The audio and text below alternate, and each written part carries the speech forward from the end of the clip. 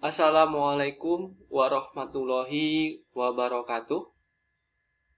Salam perjumpaannya siswa-siswi kelas 7 yang saya banggakan dan yang saya cintai. Bertemu kembali dalam pembelajaran PKN minggu ke-6. Kemarin kita sudah melaksanakan ulangan harian yang pertama PKN. Ada beberapa hal yang ingin saya sampaikan. Yang pertama, saya mengapresiasi kepada siswa-siswi yang mendapatkan nilai di atas KKM, yaitu di atas nilai 72. Yang kedua, saya melihat bahwa ada beberapa siswa-siswi kelas 7 yang belum mengikuti ulangan harian, dan apabila tidak mengikuti ulangan, kalian bisa mengerjakan remedial yang nanti akan saya masukkan ke dalam Google Slide di minggu ke-6 ini, dan juga kepada siswa-siswi yang merasa nilainya 72 ke bawah atau di bawah 72, untuk mengikuti remedial yang sudah saya siapkan nanti di Google Slide ini. Bagi siswa-siswi yang merasa nilainya di bawah KKM, jangan berkecil hati, karena pembelajaran PKN ini masih berlanjut, masih akan berlangsung. Maka dari itu tetap semangat dalam hal belajar. Dan juga apabila siswa-siswi yang nilainya di atas KKM, saya harap kamu bisa mempertahankan nilai tersebut supaya mendapatkan hasil yang maksimal di akhir semester ini. Materi PJJ PKN minggu ke-6 yaitu tentang materi baru. Materi baru itu yaitu tentang norma dan keadilan. Ya. Dalam minggu ke-6 ini kita akan pelajari tentang hakikat norma dalam kehidupan masyarakat. Dalam kehidupan sehari-hari, setiap individu senantiasa melakukan interaksi dengan individu, berinteraksi antar satu dengan yang lain. Disebutnya juga interaksi sosial. Baik itu status sosialnya, serta perannya mereka masing-masing. Tindakan manusia dalam interaksi sosial itu senantiasa didasari oleh nilai dan norma yang berlaku di masyarakat.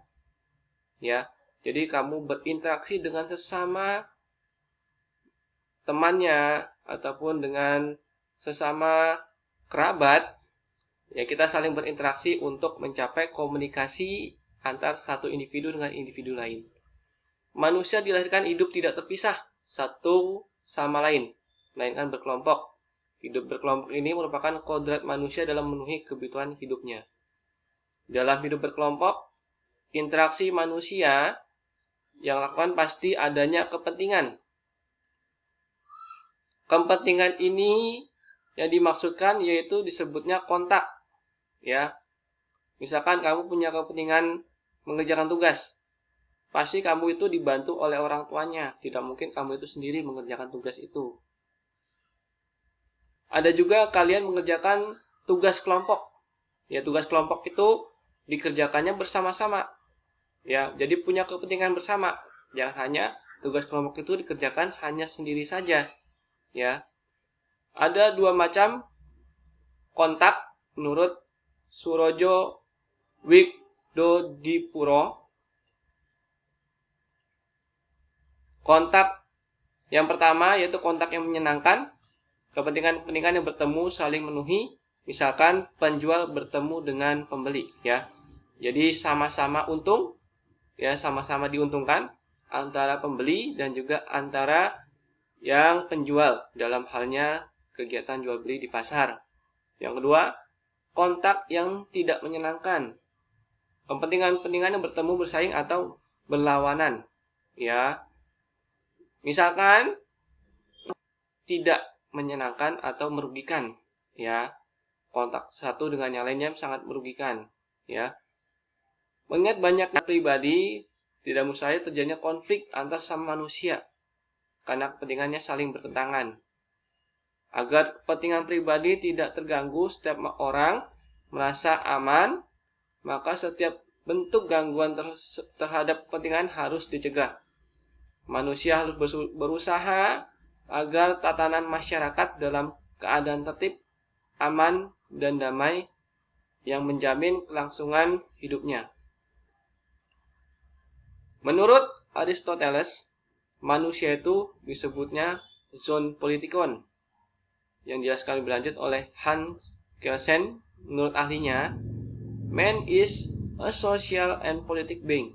Artinya, manusia itu adalah makhluk sosial.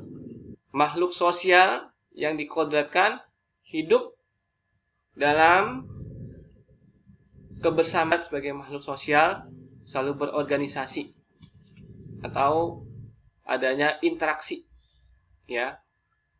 Jadi bahwasanya makhluk sosial itu merupakan makhluk yang membutuhkan bantuan orang lain.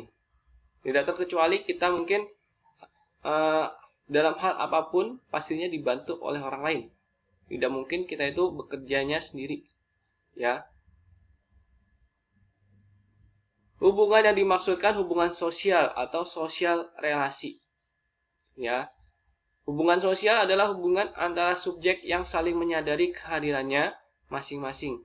Dalam hubungan sosial itu terjadinya interaksi sosial, mewujudkan jaringan relasi sosial, atau web of social relationship, yang disebutnya sebagai masyarakat. Dinamika perkembangan kehidupan masyarakat menuntut cara berperilaku antar satu lainnya untuk mencapai ketertiban. Ya, ketertiban itu ditatani mempunyai sifat berlainan karena norma-norma mempunyai sifat yang tidak sama. Ya, karena norma itu dijadikan sebagai peraturan hidup yang ada di masyarakat yang perlu ditaati dan perlu kita laksanakan. Nah, selanjutnya adanya pengertian norma, kebiasaan, adat istiadat, dan peraturan. Setiap individu dalam kehidupan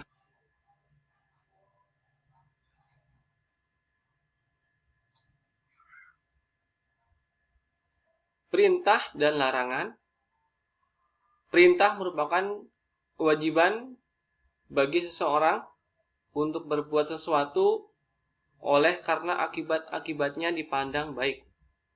Ya, misalkan perintah itu kamu kerjakan pasti menimbulkan suatu kebaikan-kebaikan kamu sendiri.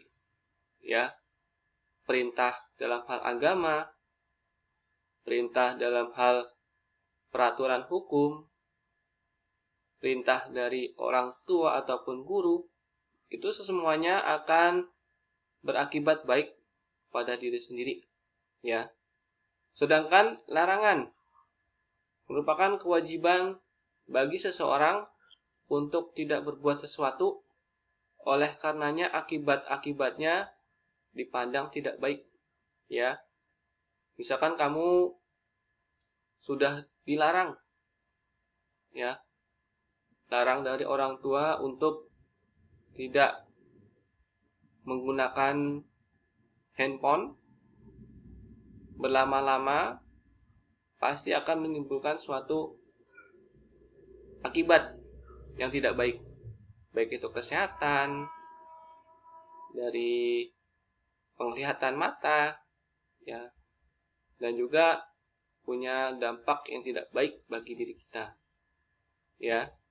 Jadi secara umum fungsi dan peranan norma adalah sebagai pedoman atau acuan, merupakan peraturan hidup dalam masyarakat ataupun yang perlu ditaati dan dijunjung tinggi bahwa norma itu sebagai aturan yang perlu kita laksanakan dalam kehidupan sehari-hari. Jangan sampai norma itu tidak dijunjung tinggi ataupun tidak ditaati, mungkin akan timbulnya sifat tidak aman, tidak tertib dalam suatu kehidupan masyarakat. Nah, itu saja jadi tentang hakikat norma. Ini merupakan pertemuan pertama, 6. Nanti kalian bisa melihat tugasnya yang ada di Google Sheet, dan juga kalian melihat materi ini ada di Google Sheet juga, ya. Dan ingat, ada beberapa hal yang tadi saya sampaikan, yaitu bagi siswa-siswi yang remedial nilainya di bawah 72, kalian bisa mengisi tugas remedial itu di PJJ ke-6 ini. Ya, terima kasih. Wassalamualaikum warahmatullahi wabarakatuh. Salam perjumpaannya.